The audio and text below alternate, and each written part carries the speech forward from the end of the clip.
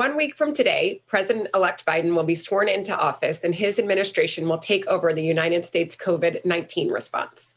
We have with us today Dr. Vivek Murthy, a co-chair of the President-elect's COVID-19 Advisory Board and Biden's nominee for U.S. Surgeon General. Dr. Murthy served as the 19th U.S. Surgeon General in the Obama administration. Please join me in welcoming Dr. Vivek Murthy. Hi, Dr. Murthy. Thanks so much for joining us today. Hi, Barbara. It's so nice to see you again. We are thrilled you're with us. It's not like you don't have plenty of other things to be going on right now, so we're grateful for your time. Obviously, in 1 week, there will be many changes and the Biden administration will be sworn in. I'm curious if you could share with us your vision and the vision of the Biden administration to tackle COVID. Will Americans and people around the world be experiencing the pandemic differently? Well, it's a great question, Barbara, and I'm so glad to have the opportunity to be here with you and with everyone who's tuning in from afar. It's no secret that this pandemic has been extraordinarily difficult and turned people's lives upside down for nearly a year now. And despite all of that hardship, myself and many others of us, in the incoming administration, do believe that we can overcome this pandemic. But we're sober about it, knowing that doing so is going to require a few critical things right up front. It's going to require leading with scientists and experts and putting science first. It's going to require developing really clear and thoughtful strategies. And it's going to require executing effectively and doing so in partnership with local, state, and global partners. But to do all of that, we've also got to do one other thing, which I think might be the most challenging of all, which is to rebuild public trust.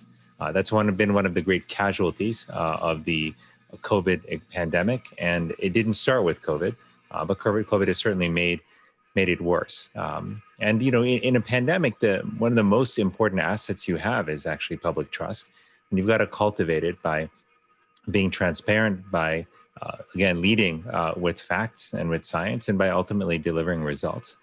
What I do want to sort of be realistic about, though, is that everything is not going to get better on day one.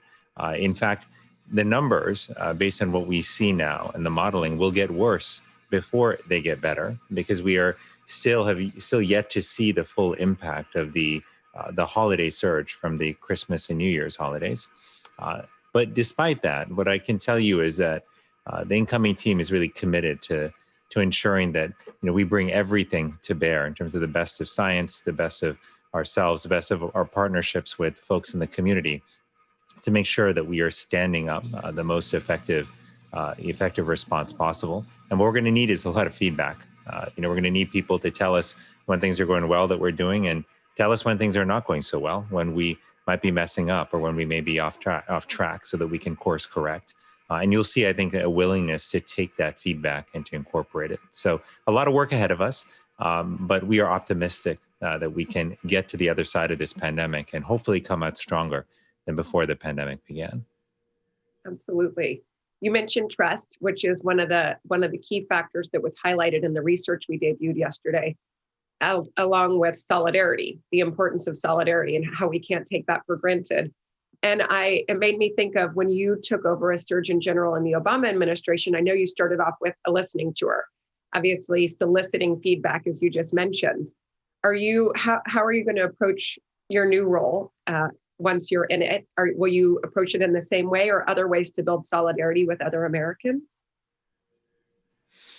Absolutely. It's a great question, Barbara. And I think it's particularly timely because we need to rebuild public trust. And frankly, we need to strengthen the threads of community throughout our country, not only so that we can get through this pandemic, but because the increasing isolation and separation between people, the growing polarization that we've experienced, not just in the United States, but seen in countries around the world, stands as an impediment to our being able to take on big issues more broadly, whether those are climate change or economic inequality, or the threats of racism, or the next pandemic that may come our way. And so if we want to come together and overcome these, we've got to ask them the deeper question: how do we rebuild people's connections with one another, a sense of cohesion and community? And I believe a lot of that starts with listening. It's, a friend of mine from government once said, we have 2 ears and 1 mouth, and maybe that means we should be using them in that proportion. Maybe we should be listening more, perhaps, than we speak. And I believe that that's how relationships begin. Good relationships start with listening. And so as I think we go about our work, I'm certainly going to keep that in mind. I know many of our colleagues are. We want to hear from people who are going through, the difficult parts of this pandemic. We understand how it's affecting their lives. We want to really understand how the interventions we're making are affecting them as well. Are they helping or are they not? And all of that's going to be crucial to putting together a good response. But my hope, Barbara, is that coming out of this, is that we can actually think about our response to these pandemics, not just in technical terms, but in deeper, I think, holistic terms, in terms of regarding this really as a response that requires healing. All of us have been injured and hurt in some way over the course of this pandemic. But if we're honest about it, and I think we'll see what I saw during my listening tour that you referenced as Surgeon General, which is that there are a lot of people in the United States and around the world who are struggling with the deeper emotional pain that they've carried with them for years. And maybe that's a result of dealing with economic hardship. Maybe it's a result of dealing with illness and often having to do it alone. Maybe it's a result of perceived isolation or the experience of discrimination or racism. Whatever the reasons may be, there are a lot of people experiencing that deeper emotional pain. And we have to understand that. We have to listen to it. We have to get to the roots of it. And we have to acknowledge people and see them in their fullest self, their fullest experience. And that is how we begin the process of healing. This is not some unique insight that I have. This is what I was taught in medical school when I was a bright-eyed, enthusiastic, 19-year-old medical student who was eager to start seeing patients. But I was told that, hey, it's not about what you know. It's not about your ability to necessarily diagnose and treat alone that makes you a good doctor. It's your ability to pause, to be fully present, to listen deeply, and to help people understand that you see them and that you are going to be their partner in healing, no matter what may come. I love that. I think that is a great lesson. I'm so thrilled you learned that so young, because it's obviously played out through your life. You mentioned a few things I'd love to follow up on. One is isolation. And I know throughout your career, you've worked quite a bit on loneliness and isolation. And of course, because of the nature of COVID, we are physically distancing from each other. I'm curious your thoughts on how this will play out from a mental health standpoint around the world and in the United States. And also, what can we do? We're told that we need to stay at home, which means that we may not have the same social fabric that we usually do. How can we each take control of this in our own lives? Well, Barbara, this was one of the deep sources of concern that I had, when I was Surgeon General, even afterward, is just not only seeing how common that loneliness was even before this pandemic, but recognizing what the consequences were for our health. Recognizing, for example, that people who are lonely, that loneliness is associated with an increased risk of heart disease over time, of premature death, of depression, dementia, anxiety, and the list goes on. But it also impacts how we show up in work, how we show up for our families, how our kids show up in school. So our social connections with one another are more than just a nice to have. They're a necessary to have. They are a powerful source of resilience, and they are what we need to cultivate, actually, and prioritize, not just in our individual lives, but as a society, as we think about policies, we have to think about how do those policies impact the strength of our communities and our connections with one another. COVID has presented a particular challenge because, yes, Barbara, as you said, a lot of people can't see each other the way they could before. And that's led to many people feeling more deeply isolated from one another. But I think that even during this moment, that there are small steps that we can take to feel more connected with one another. And they're small because it turns out we are hardwired for connection. And even a little bit of time that we spend with others that's high quality, that's focused, can really lead to a greater sense of fulfillment and a greater sense of satisfaction from human connection. And here are some of those simple steps. If we took each day just 15 minutes aside to spend time with the people we love, even if it's virtually, could be calling them on the phone, video conferencing with them, writing them a message to say, I'm thinking of you and want to know how you're doing. That can be a powerful way as small as that amount of time is, that we can feel more deeply connected throughout our days. If we second make our time count with one another by removing distractions when we are in conversation, particularly our phones, which are a powerful, powerful force for reducing the quality of conversation because they distract us, that can be very powerful as well, because it turns out that 5 minutes of undistracted conversation where you're fully focused on another person, where you're giving them the gift of your full attention, that can often be more powerful, more fulfilling than a half hour, an hour of distracted conversation. And finally, there's a third strategy here for building connection in a pandemic world, which is to look for opportunities to serve others. Service, it turns out, is one of the most powerful antidotes to loneliness that we have. When we reach out to others with a desire to serve, we not only forge a connection with them that feels good, whether it lasts for a few minutes or for a few years, but we also remind ourselves that we have value to bring to the world. And why is that important? Because one of the great tolls of loneliness is that it saps our self-esteem. It contributes in negative ways to our sense of self and makes us feel that we're not worthy, that we don't have value to add to the world. But that service reminds us that we are deeply connected to one another. And in the time of COVID, there are many ways to serve. Simply reaching out to someone to check on them, having food delivered to a friend who might be struggling, offering to virtually babysit for 10 minutes for a friend or family member who might be struggling to teach their kids, from through distance learning and also telework at the same time. These are small but powerful acts of service that can help us feel more connected, more together, and ultimately more resilient during this pandemic. Those are great examples. I'm happy to virtually babysit your children anytime, just FYI. I will take you up on that, Barbara. Be careful what you wish for. I also wanted to pick up, you mentioned racism before. And as we've seen with COVID, it has laid bare the inequities that we have in the United States and around the world. And Dr. Kamara Jones was with us yesterday, and she said, we need to name it. We need to name systemic racism. And we're seeing that, of course, play out, the United States history play out in terms of how COVID is affecting Americans and disproportionately affecting minority populations. How are you thinking about that in terms of both addressing COVID, but more importantly, serving people the way that they need to be served post-pandemic? Well, it's a really important question, because one of the most important pandemics that COVID-19 has pulled the curtain back on is the larger pandemic of racism that has affected not just the United States, but countries around the world for many, many years.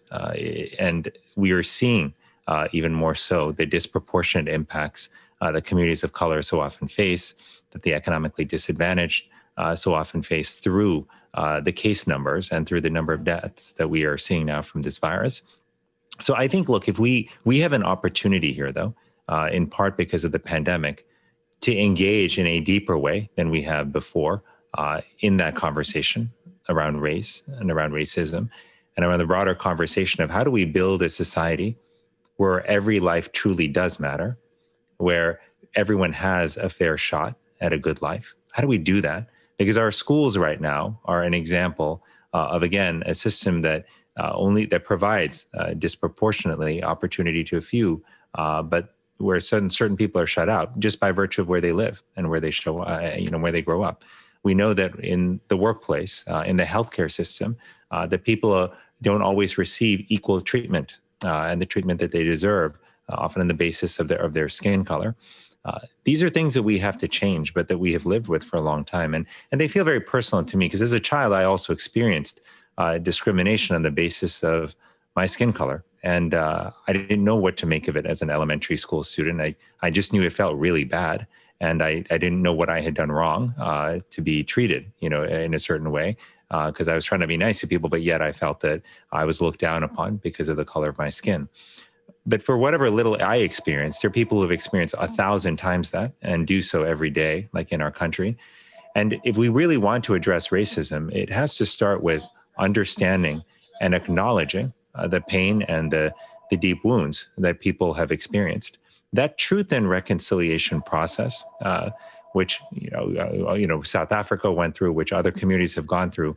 I don't believe we have truly gone through that, like as a country, to understand what it is that each other have experienced and the true toll of those experiences on generations now of people of color.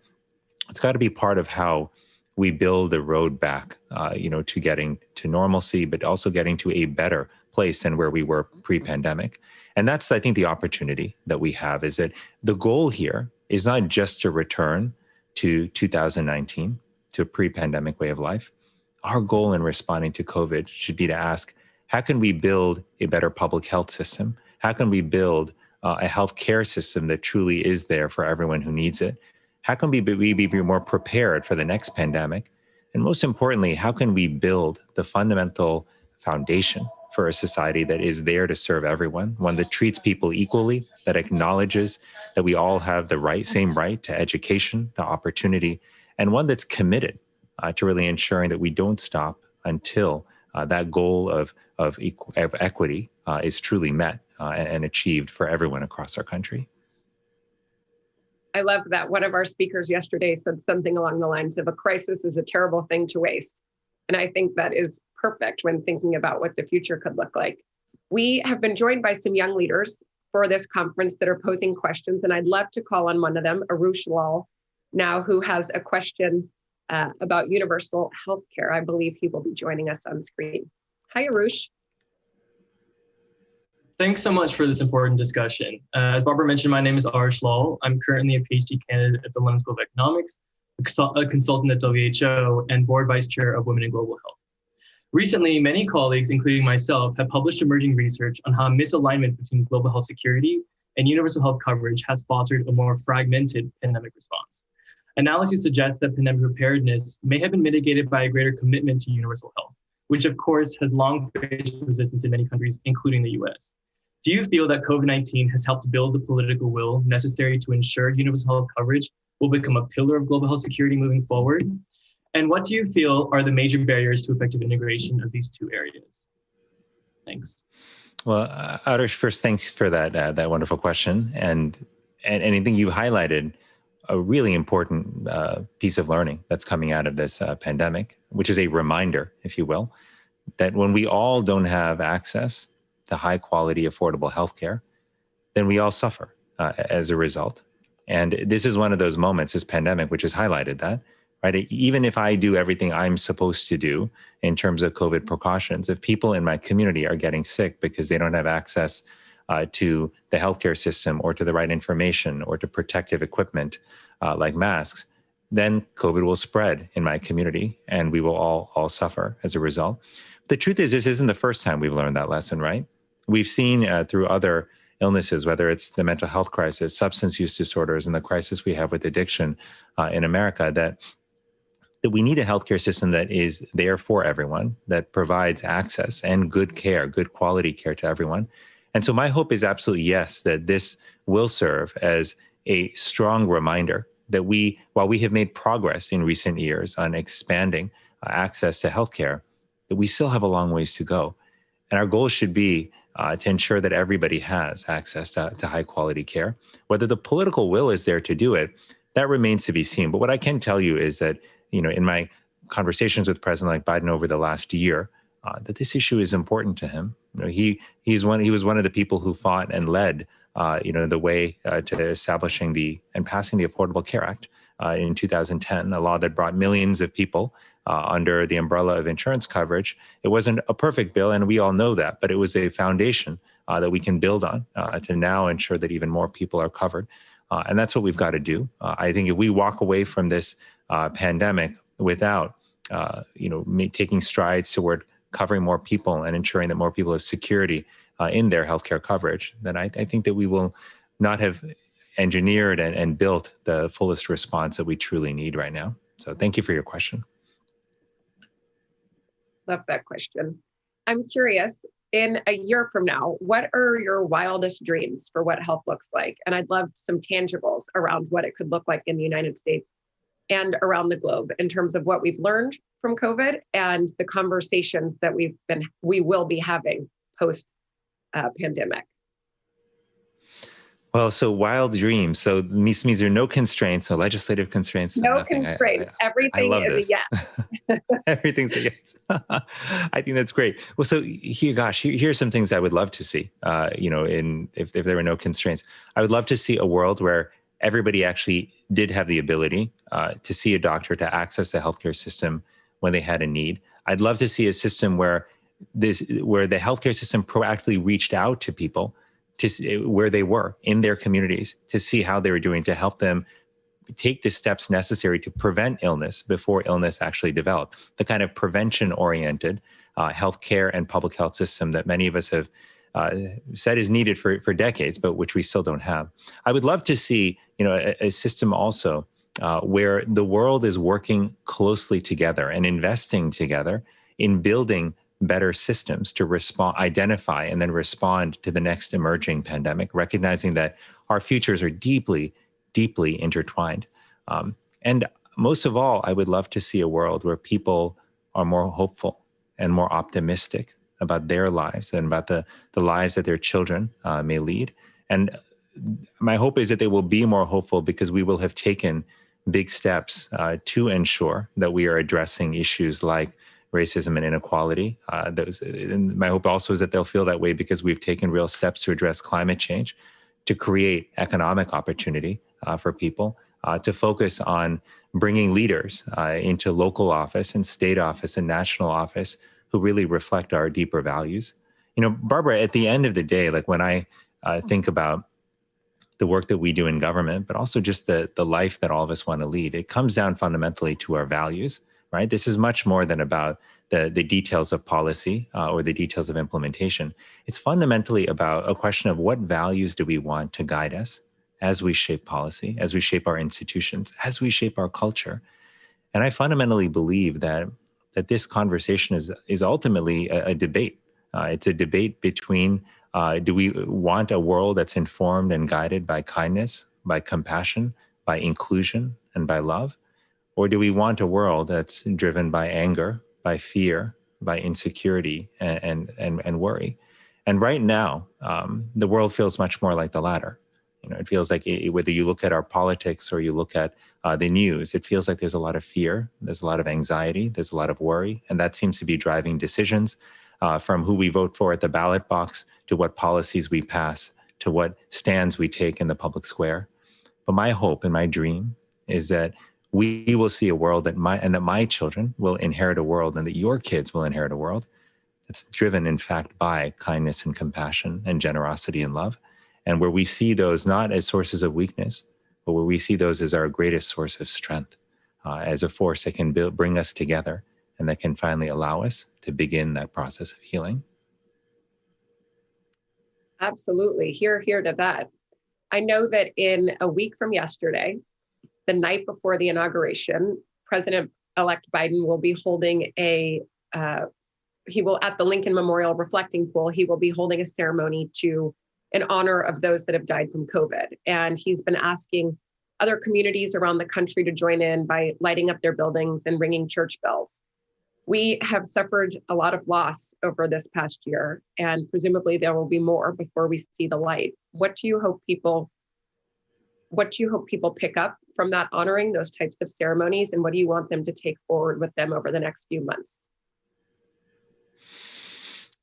It's a good question, Barbara. And there have been many moments of reflection over this past year that we've all had as this pandemic has raged on, and it seems like we keep hitting new milestones. And the most deeply disturbing ones are the milestones we keep hitting in terms of the number of people who have lost their lives to COVID. My hope is that we can use that moment of reflection to not only remember those individuals, not only recognize that we have a responsibility to make sure this never, ever happens again, but I hope we can also use this moment to recognize that we fundamentally need one another, that we don't get through pandemics or any great challenge without being able to look out for and rely on one another. And that, I think, is one of the great myths of modern society. It's a you're on your own type of approach. It's a notion that as individuals, we have full control over our destiny, and that it is our our work alone that determines outcomes. But we know that there are many people who work hard and don't have great outcomes in their life because of disadvantages that they're born into. And there are others who are blessed with advantages, regardless of the amount of work that they do. So our world is not a world guided and driven by individual effort alone, but we fundamentally need each other and depend on one another. And if we recognize that interdependence, if we come out of this pandemic, if we reflect on that important moment on January 19th, on the fact that we are now responsible for creating a better world to honor the lives of those who are lost, and that the only way we can do that is together, then I think we will have taken away an extraordinarily important and valuable lesson from this pandemic. And I hope we will approach the days that follow with a deeper commitment to ensuring that we build the kind of world that we need right now and that our children certainly deserve. A world, informed by kindness and compassion, but also a world that is stronger and more resilient and there for those who are in need. Absolutely. Thank you so much for joining us today, Dr. Murthy. And more importantly, thank you for being a leader that models what leading with compassion and love and kindness looks like. We are so grateful that you spent some of your time with us today. Oh, thank you so much, Barbara. Always really nice to see you, and my love to your family. Thank you.